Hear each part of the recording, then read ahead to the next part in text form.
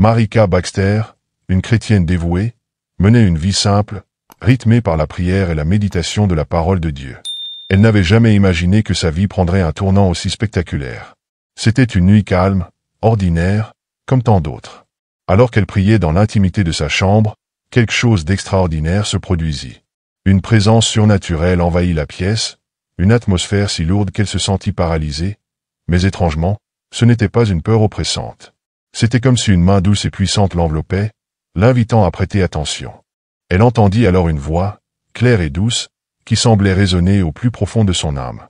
Cette voix lui dit, « Marie, je vais te montrer les réalités de l'enfer et du ciel, afin que tu avertisses le monde. Ce que tu verras n'est pas un rêve, mais une vérité éternelle. » Marie, saisie de crainte et d'émerveillement, n'avait pas encore saisi l'ampleur de ce qu'elle allait vivre. Peu après, elle sentit une transformation étrange dans son corps. Elle décrit cette sensation comme si son esprit se détachait lentement de son enveloppe charnelle. Tout son environnement semblait se fondre, et elle se retrouva soudain dans une dimension différente, une dimension qui échappe aux lois humaines de l'espace et du temps. À ses côtés, une lumière radieuse apparut, une lumière si pure qu'elle effaçait toute obscurité. C'était Jésus-Christ. Il se tenait là, majestueux, avec une paix infinie émanant de lui, mais aussi une autorité solennelle qui imposait le respect. Jésus lui tendit la main et lui dit, « Mon enfant, ne crains rien. Ce que tu vas voir est réel, et tu dois témoigner de tout ce que je te montrerai. Beaucoup de mes enfants vivent dans l'ignorance et refusent de croire aux réalités éternelles. Mais à travers toi, je vais leur ouvrir les yeux. » Marie sentit une paix inexplicable envahir son être, même si elle ne comprenait pas encore pleinement où ce voyage allait la mener. Elle se retrouva alors emportée par une force invisible. À mesure qu'elle avançait avec Jésus, un changement d'atmosphère s'opéra. La lumière qui l'entourait devint de plus en plus tamisée, jusqu'à ce qu'elle atteigne un lieu d'obscurité totale. Là, une immense porte apparut devant elle. Cette porte était terrifiante, noire, gigantesque, battant comme un cœur vivant. Une chaleur suffocante s'échappait de ses interstices, et des cris perçants s'élevaient, des cris si déchirants que Marie sentit son cœur se briser. « Ceci est la porte de l'enfer », lui dit Jésus d'un ton grave. Peu d'élus l'ont vu, et peu ont survécu à sa réalité. Mais je t'ai choisi pour témoigner de ce que tu verras derrière ces murs. À ces mots, la porte s'ouvrit lentement, révélant un spectacle qui dépasse toute imagination humaine. Marie fut frappée par une vague de désespoir et de terreur. Devant elle s'étendait un abîme infini, rempli de flammes, de fumées épaisses, et de créatures hideuses qui semblaient attendre dans l'ombre. Les cris devinrent plus intenses, mêlés de supplications et de lamentations. C'était un chaos indescriptible, où tout était souffrance et désolation. Elle vit des âmes, enfermées dans des cavités comme des prisons, tourmentées par des démons cruels. Ces âmes pleuraient, imploraient le pardon, mais c'était trop tard. Les flammes dévoraient sans jamais consommer, et les démons, avec des rires sadiques, augmentaient les supplices. Jésus, en voyant la détresse de Marie, posa une main réconfortante sur son épaule. « Mon enfant, dit-il, rappelle-toi, ils sont ici par leur propre choix. Ils ont refusé mon salut, et ceci est le prix de leur rébellion. Mais va, avertis les vivants, car moi, je ne veux qu'aucune âme périsse. » À cet instant, Marie fut saisie d'une mission urgente.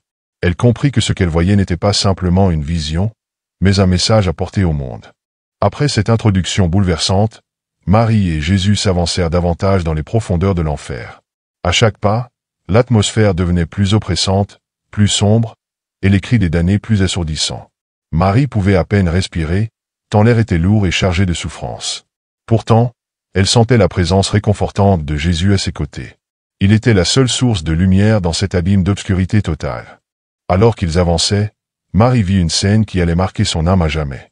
Devant elle, des âmes étaient suspendues au-dessus des flammes, enchaînées à d'immenses piliers de pierre. Leurs visages étaient déformés par la douleur et la terreur. Chaque cri semblait contenir une histoire, une tragédie, un regret. Jésus se tourna vers elle et lui dit, « Ces âmes sont ici parce qu'elles ont choisi de rejeter ma parole. Elles ont préféré les plaisirs éphémères du monde à la vie éternelle que je leur offrais. » Marie, les larmes aux yeux, demanda, « Seigneur, n'y a-t-il pas d'espoir pour eux ?» Jésus répondit avec tristesse, « Leur temps de grâce est terminé. Sur la terre, ils ont eu de nombreuses occasions de se repentir, mais ils ont endurci leur cœur. Maintenant, ils récoltent ce qu'ils ont semé. » Une âme, suspendue à un pilier non loin d'eux, attira l'attention de Marie. C'était une femme vêtue de haillons, son visage marqué par une douleur indicible. Elle tendit une main implorante vers Marie, comme si elle espérait une aide, une délivrance. La femme cria, « Pitié! Dites à ma famille de ne pas venir ici. Prévenez-les. Dites-leur de changer de vie avant qu'il ne soit trop tard. » Marie sentit son cœur se briser en entendant ces supplications désespérées. Elle se tourna vers Jésus et demanda, « Seigneur, que puis-je faire pour elle ?» Jésus répondit, « Tu ne peux rien faire pour elle maintenant, mais tu peux avertir ceux qui sont encore en vie. Beaucoup sur la terre vivent comme si l'enfer n'existait pas, mais toi, tu es ici pour leur montrer la vérité. » Alors qu'ils continuaient leur marche, Marie vit des âmes tourmentées dans différentes sortes de supplices. Certaines étaient plongées dans des fosses remplies de flammes, d'autres étaient poursuivies par des créatures démoniaques qui les déchiquetaient sans relâche. Chacun semblait subir un châtiment lié à ses péchés sur terre. Jésus lui expliqua, « Les péchés qu'ils ont commis les ont liés ici. Ceux qui ont vécu dans la haine, la colère ou l'avidité récoltent ce qu'ils ont semé. Ils ont eu des années pour se repentir, mais ils ont choisi de fermer leur cœur à mon amour. » Soudain, ils arrivèrent dans une vaste plaine, où une multitude de démons se regroupaient. Ces créatures hideuses riaient et jubilaient, se réjouissant de la souffrance des âmes. Marie sentit un frisson d'horreur parcourir son corps. Elle voulait détourner les yeux, mais Jésus la força à regarder. « Regarde bien, Marie. Ces démons ne sont pas simplement des tortionnaires. Ils ont été envoyés sur terre pour détourner les hommes de la vérité. Leur but est de peupler cet endroit de plus en plus d'âmes. » Marie demanda, « Seigneur, pourquoi permets-tu cela? Pourquoi ne détruis-tu pas ces démons ?» Jésus répondit avec gravité, « Les hommes ont le libre arbitre. Beaucoup choisissent volontairement de suivre ces esprits mauvais, séduits par leurs promesses de richesse, de pouvoir ou de plaisir. Mais le chemin qu'ils empruntent mène ici. » Alors qu'ils s'éloignaient de cette scène, Marie entendit une voix qui semblait venir de nulle part. C'était une voix faible, mais pleine de regrets. « J'aurais dû écouter, j'aurais dû changer. » Marie regarda autour d'elle, mais ne vit personne. Jésus lui dit, « Ce sont les murmures de ceux qui, même ici, comprennent enfin la vérité. Mais il est trop tard pour eux. » Marie et Jésus avancèrent encore plus profondément dans cet abîme de désespoir. Les scènes qui s'offraient à elle devenaient de plus en plus insupportables.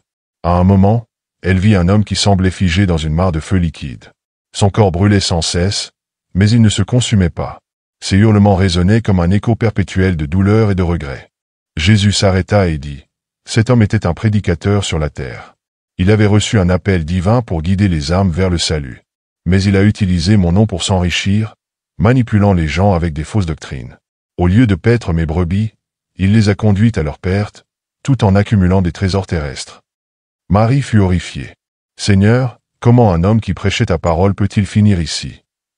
Jésus répondit avec tristesse, « Ce n'est pas seulement ce que l'on dit ou fait en apparence qui compte, mais l'état du cœur. Beaucoup prêchent en mon nom, mais leur cœur est loin de moi. Ils se servent de la foi comme d'un moyen de profit personnel. Cet homme a détourné beaucoup d'âmes, et maintenant, il souffre pour ses choix. » Soudain, Marie vit une autre scène déchirante. Une femme était agenouillée au milieu d'un cercle de flammes. Ses mains étaient levées comme pour prier, mais son visage était tordu par une douleur indescriptible. « Seigneur, qui est-elle » demanda Marie. Jésus répondit, « C'était une femme qui connaissait la vérité, mais elle a choisi de vivre dans l'hypocrisie. Sur la terre, elle se faisait passer pour une sainte, mais en secret, elle pratiquait l'occultisme. Elle pensait pouvoir me servir tout en servant les ténèbres. Mais nul ne peut servir deux maîtres. » Marie ne pouvait retenir ses larmes. Elle ressentait une douleur immense pour ses âmes perdues, mais aussi une profonde révérence pour la justice divine. Ils continuèrent leur marche, et Marie remarqua une immense fosse dans laquelle se trouvaient des âmes entassées comme des feuilles mortes. Ces âmes semblaient inconscientes les unes des autres, piégées dans une solitude absolue, bien que si proches physiquement. Marie ressentit un froid glacial, malgré les flammes qui entouraient la scène. Jésus expliqua, « Ce sont ceux qui ont vécu pour eux-mêmes. Ils ont rejeté toute relation, toute communion avec moi ou avec les autres. Leur égoïsme les a condamnés à cette éternelle solitude. » Marie vit alors une chose qui la troubla profondément. Parmi ces âmes, il y avait des visages qu'elle reconnaissait. Des visages de personnes respectées sur terre, de personnes qu'elle pensait être des modèles de foi. « Seigneur, pourquoi sont-ils ici ?» demanda-t-elle, choquée. Beaucoup de ces âmes vivaient dans l'illusion. Elles allaient à l'église, lisaient la Bible, mais leur cœur était rempli d'orgueil, de jugement et de haine envers les autres. Elles se considéraient justes par leurs œuvres, mais elles n'ont jamais connu la véritable repentance ni reçu mon amour dans leur cœur. Marie fut envahie par un mélange de tristesse et de crainte. Elle comprit alors que la justice divine ne se limite pas aux apparences. Elle est parfaite et examine les profondeurs du cœur humain. Soudain, Jésus se tourna vers elle et dit, « Il est temps pour toi de voir une autre dimension. Mais souviens-toi, ce que tu as vu ici est réel, et tu dois avertir les autres. Dis-leur que je suis un Dieu d'amour, mais aussi un Dieu de justice. L'enfer n'a jamais été créé pour les hommes, mais pour le diable et ses anges. Pourtant, beaucoup choisissent ce chemin par leur désobéissance. » Alors qu'il s'éloignait, Marie se retourna une dernière fois. Elle vit les âmes tendre leurs mains vers elle, comme pour implorer de l'aide. Mais elle savait qu'il n'y avait plus rien à faire pour elle. Alors qu'il quittait les profondeurs de l'enfer, Marie ressentit un soulagement temporaire, mais son cœur restait lourd. Les cris des damnés résonnaient encore dans son esprit, et les visions des tourments semblaient gravées à jamais dans sa mémoire. Elle se tourna vers Jésus, son visage baigné de larmes. « Seigneur, pourquoi me montres-tu tout cela? Pourquoi moi ?» demanda-t-elle, presque en désespoir.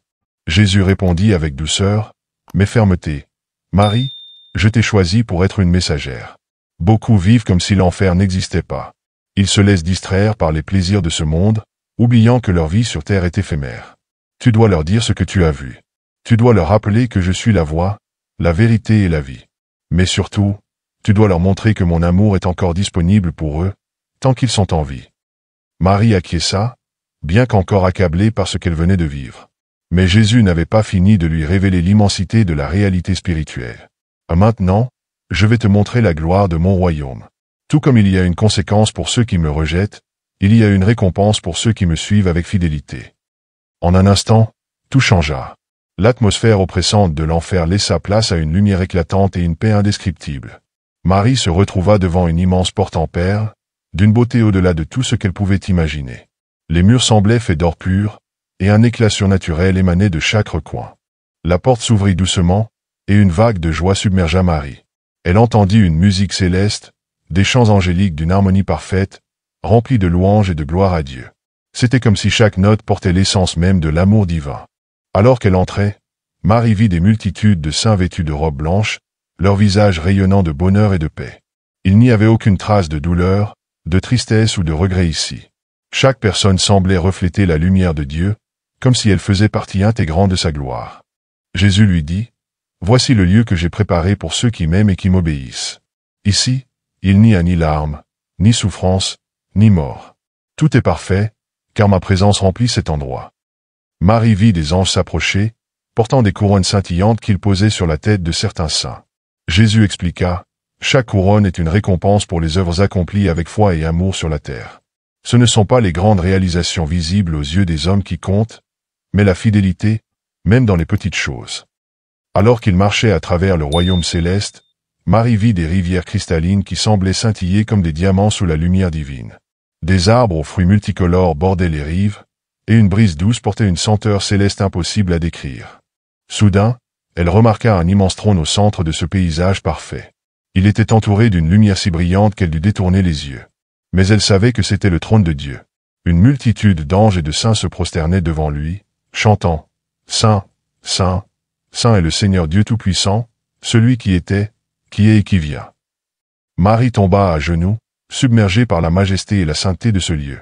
Elle comprit alors l'immensité de l'amour de Dieu, mais aussi l'urgence d'avertir ceux qui étaient encore sur terre. Jésus lui dit, « Marie, tu as vu les deux réalités éternelles. Maintenant, retourne sur la terre et dis à mon peuple ce que tu as vu. Dis-leur que je les aime et que je veux qu'ils soient avec moi pour l'éternité. Mais rappelle-leur aussi que le choix leur appartient. Ils doivent me chercher tant qu'il en est encore temps. » En un clin d'œil, Marie se retrouva de retour dans son corps. Elle réalisa qu'elle était allongée dans son lit, tremblante mais vivante. Les visions de l'enfer et du paradis restaient gravées dans son esprit. Elle sut que sa vie ne serait plus jamais la même. Marie partagea son expérience avec des milliers de personnes à travers le monde. Elle devint une voix puissante, rappelant aux gens que l'enfer est réel, mais que le paradis est à portée de main pour ceux qui acceptent l'amour de Jésus-Christ. Son témoignage continue d'inspirer et de réveiller des cœurs, appelant chacun à examiner sa vie et à choisir le chemin qui mène à la vie éternelle.